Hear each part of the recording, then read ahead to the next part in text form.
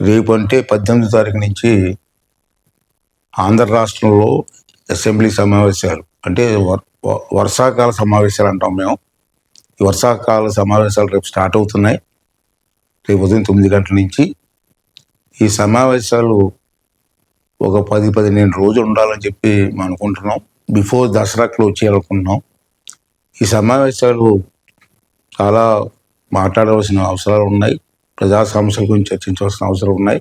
కొన్ని బిల్స్ ఉన్నాయి, ఇవన్నిటి మీద చర్చ జరుగుతుంది. అంచేత అందరూ సభ్యులందరూ కలిసి ఈ సమావేశానికి వచ్చి మీ ప్రాంతం తాలూకు సమస్యలని ఈ సమావేశాలు చర్చించడం కోసం, ప్రభుత్వం దృష్టికి తీసుకురావడం కోసం, ఆ సమస్యలు పరిష్కారం చేయడం కోసం సభ్యులందరూ కూడా పాల్గొనాలని, దీంట్లో పార్టిసిపేట్ చేయాలని చెప్పి వాళ్ళందరినీ రిక్వెస్ట్ చేస్తున్నాను, కోరుకుంటున్నాను, స్వాగతిస్తున్నాను కూడా. అలాగే వైసీపీ ఎమ్మెల్యేలను కూడా నేను కోరేది ఏంటంటే, మీరు ప్రజానాయకులు, ప్రజలు మిమ్మల్ని ఎన్నుకున్నారు, వాళ్ళ సమస్యలు పరిష్కారం చేయడం కోసం అసెంబ్లీలో మాట్లాడమని మిమ్మల్ని ఎమ్మెల్యేగా పంపించారు. దాన్ని మీరు గుర్తించవలసిన అవసరం ఉంది. మీరు 4 నెలలు అయింది, ఫస్ట్ డే ప్రమాణ స్వీకారానికి వచ్చే తప్పించి మళ్ళీ అసెంబ్లీకి రాలేదు. మీరు అది మంచిది కాదు, ప్రజానాయకుడికి ఉండవలసినటువంటి లక్షణం కాదు. అంటే మీరు కూడా రండి. అందరు ఎమ్మెల్యేలలాగా మిమ్మల్ని గౌరవిస్తాను నేను. అందరు ఎమ్మెల్యేలకి ఎంత టైం ఇస్తానో మీకు కూడా ఆ టైం ఇస్తాను నేను. చర్చించండి.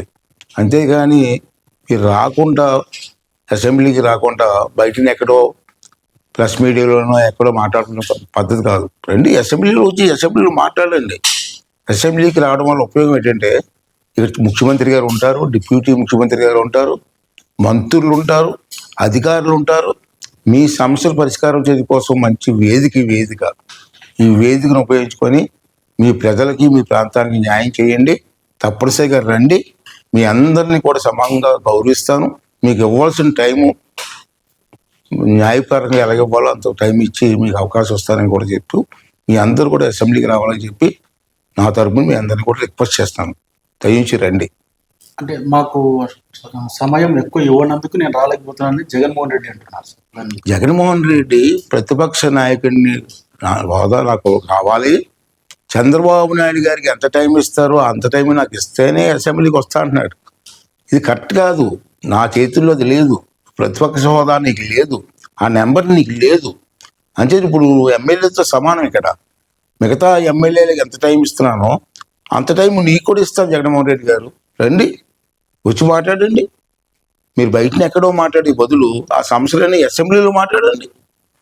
అసెంబ్లీలో మాట్లాడితే మంత్రులు దాన్ని రిప్లై ఇస్తారు, పబ్లిక్ కూడా అర్థమవుతుంది సమస్యల మీద.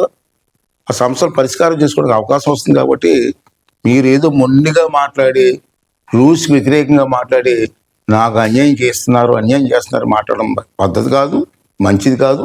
అంచేది మీకు ఏమైనా మాట్లాడదలుచుకుంటే, మాట్లాడే ధైర్యం ఉంటే రేపు అసెంబ్లీకి రండి, అసెంబ్లీలో మాట్లాడండి. మీకు ఇవ్వాల్సిన గౌరవం నేను ఇస్తాను, మీకు ఇవ్వాల్సిన టైం నేను ఇస్తాను.